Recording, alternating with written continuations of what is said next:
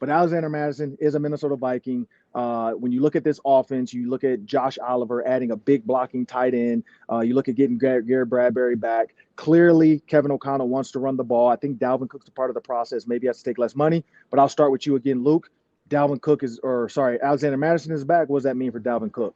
Yeah, well, first of all, I said I'd be more than happy to take Madison back. I always thought he would be a great complementary piece as a third guy, especially with Kenny and Ty Chandler there. He brings a good physical balance to their speed, so I really like how all three of their play styles kind of mesh together, only if the price was right. And this 2-year deal, less than 4 per, it's about exactly what we all thought he would go for. So I think the money's fair.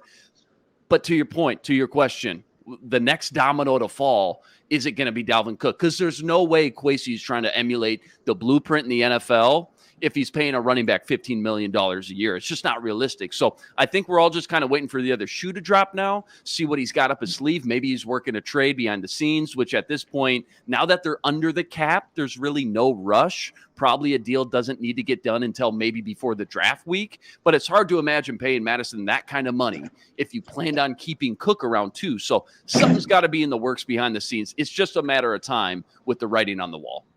What you got, Sam? Yeah, it's got to be a little bittersweet for Alexander Mattison. Bitter in that he's really grown to be buddies with Dalvin Cook. They played together for 4 consecutive years. Sweet in the sense that now he might get a chance to expand his role a little bit. I don't think it's going to be a lot. I think he's part of a rotation. I think that Alexander Mattison is a necessary piece of a running back room in that he's short yardage, he's trustworthy as a blocker, and he can catch the football. He is a versatile back. I don't think he's the most explosive back in the world, but I think that on the goal line, he's very valuable. He had 5 touchdowns last year. So I think he's a piece of that.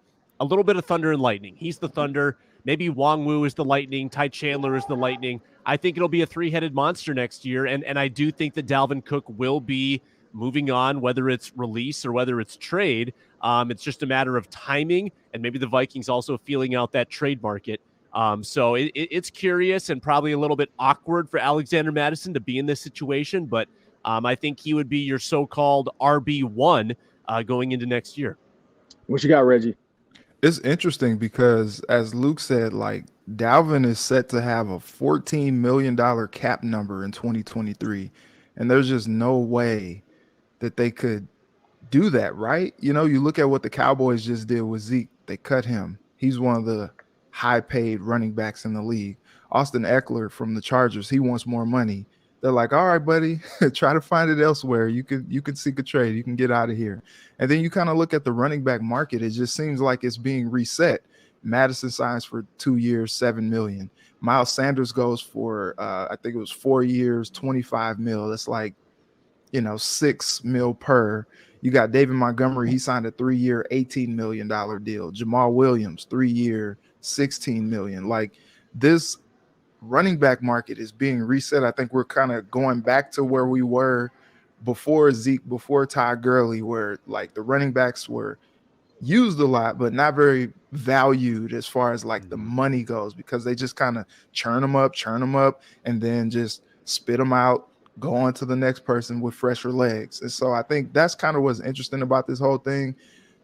Dalvin is on this bigger contract, and the running back market is kind of seeming to be reset. And so now it's like, all right, what do you do with Cook? But then who wants to take on that contract? Because you still have, I was looking at the over the cap, the dead money with Cook is $8 million. You get almost $6 million in cap savings, but this dead money is just starting to add up. Well, that's what I'll say. When you look at what the Dallas Cowboys did, I think that's a sign of the rest of the league. When you think about Zeke Elliott getting cut, you think about Pollard, being the next up and coming. I think one contract is going to be the max.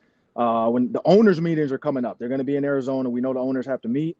I think that's what even the owners are talking about. I mean, secretly, they're not supposed to collude. We know that.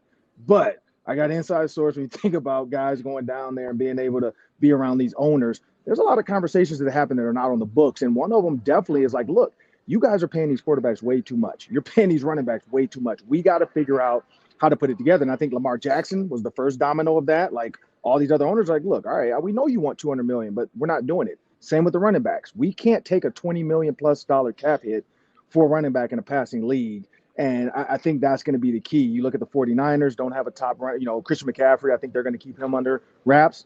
And then you look at what the Eagles and the Chiefs. They both are in the Super Bowl. Neither have a big-time, high-paid running back.